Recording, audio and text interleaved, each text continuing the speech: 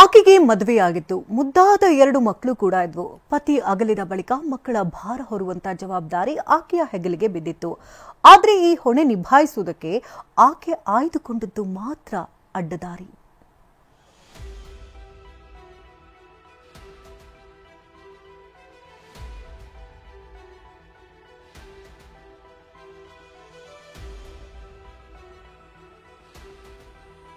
ಅವನು ಕಣ್ಮುಂದೆ ಬಂದಂತೆ ಇವಳು ಕನಸು ಕಂಡ್ಲಂತೆ. ಆ ಕನಸಲ್ಲಿ ಇಬ್ರು ರಾಜಾರಾಣಿಯಂತೆ. ಫಾರಂ ಕೋಳಿಯಂತಿರುವ ಈ ಆಂಟಿ ರೀಲ್ಸ್ ನ ನೀವು ನೋಡಿದ್ರಿ. ಇವಳು ಮಾಡಿರೋ ಕೆಲಸ ಕೇಳಿದ್ರೆ ನೀವು ಶಾಕ್ ಆಗ್ತೀರಾ. ಮದುವೆ ಹೆಸರಲ್ಲೇ 4-5 ಜನರಿಗೆ ಮೋಸ ಮಾಡಿರೋ ಕೋಮಲಾಂಗಿ ಕೋಮಲಾ ಇವಳು.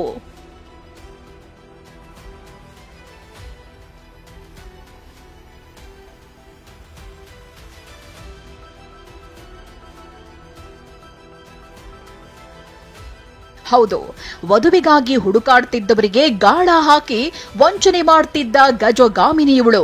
ಶಿವಮೊಗ್ಗದ ಈಕೆ ಹೆಸರು ಕೋಮಲಾ. ಕೆಪಿಟಿಸಿಎಲ್ನಲ್ಲಿ ನೌಕರನಾಗಿದ್ದ ಪತಿ ಮೃತಪಟ್ಟಿದ್ದ.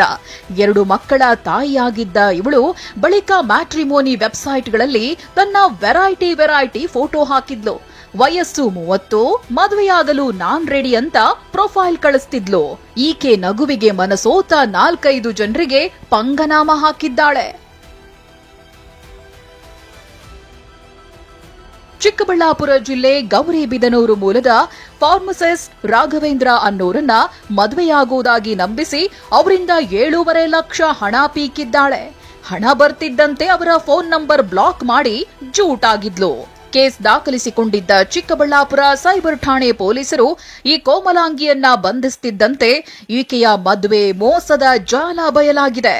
ಬೇರೆ ಬೇರೆ ಕೇಸಲ್ಲಿ ಕೂಡ ಇನ್ವಾಲ್ವ್ ಇದೆ. ಈ ತರ 3 ಕೇಸಸ್ ಆಲ್ರೆಡಿ ನಮಗೆ ಪತ್ತೆ ಆಗಿದೆ ಕಿ ಈ ಲೇಡಿದು ಇನ್ವಾಲ್ವ್ಮೆಂಟ್ ಇದೆ. 3 ಕೇಸಲ್ಲಿ ಒಂದು ಕೇಸ್ ಗುಜರಾತ್ ಅಲ್ಲಿ ರಿಜಿಸ್ಟರ್ ಆಗಿದೆ, ಒಂದು ಬೆಂಗಳೂರಲ್ಲಿ ರಿಜಿಸ್ಟರ್ ಇದೆ. ಈಗ ಕೂಡ ಇದು ಈ ನ್ಯೂಸ್ ನೋಡಿ ಪಬ್ಲಿಕ್ ಕೂಡ ಸುಮಾರು ಜನ ಫೋನ್ ಮಾಡಿದ್ದಾರೆ. 2 ಜನ ಈಗ ಫೋನ್ ಮಾಡಿದ್ದಾರೆ ಬೆಳಿಗ್ಗೆಯಿಂದ, ಹೇಳ್ತಾರೆ ಕಿ ನಮ್ಮ ಜೊತೆ ಕೂಡ ಸೇಮ್ ಆಗಿದೆ. ಇನ್ನು ಕುಂದಾಪುರ ಮೂಲದ ರಾಘವೇಂದ್ರ ಅನ್ನೋರ ಬಳಿಯೂ 25,000 ಪಡೆದು ವಂಚಿಸಿದ್ದಾಳೆ. ಬೆಂಗಳೂರಿನ ನಾಗರಾಜ್ಗೆ 1.5 ಲಕ್ಷ ರೂಪಾಯಿ ದೋಖಾ ಹಾಕಿದ್ದಾಳೆ.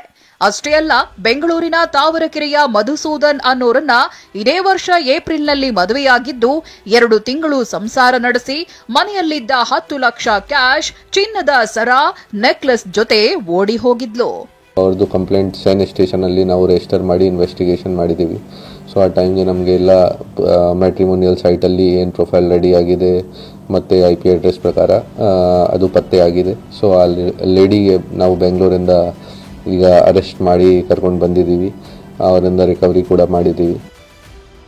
ವಿಷಯ ಏನಂದ್ರೆ, ಅಮಾಯಕರಿಂದ ಹಣ ಬಾಚಿಕೊಂಡು ತಾಯಿ ರಾಧಾಗೆ ಕಳಿಸ್ತಿದ್ಲಂತೆ.